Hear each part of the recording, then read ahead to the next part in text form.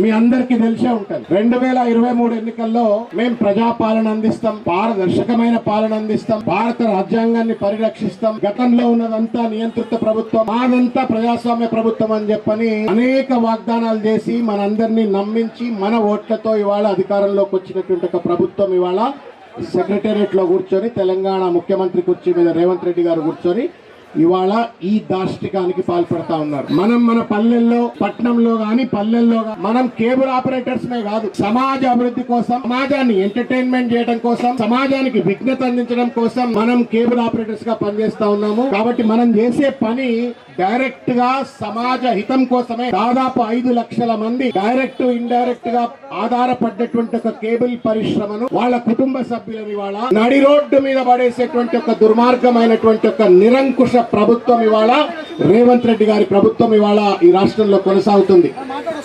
సిగ్గు ఇది.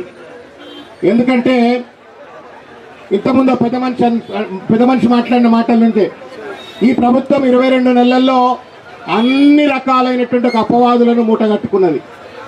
ఈ అపవాదులన్నీ కూడా జనానికి చేరవేసేది ఎవరు? టెలివిజన్. ఆ టెలివిజన్ ఇళ్లలో మోగాలంటే ఎవరు? ఈ కేబుల్ ఆపరేటర్లు.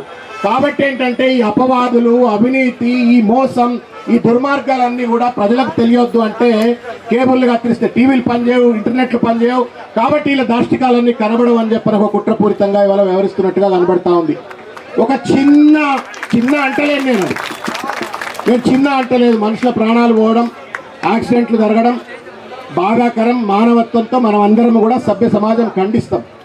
కానీ దాన్ని అడ్డం పెట్టుకొని అత్త మీద కోపం దుత్త మీద తీస్తారంటారు. ఐడియా ఉంది కదా? అత్త మీద కోపం దుత్త మీద.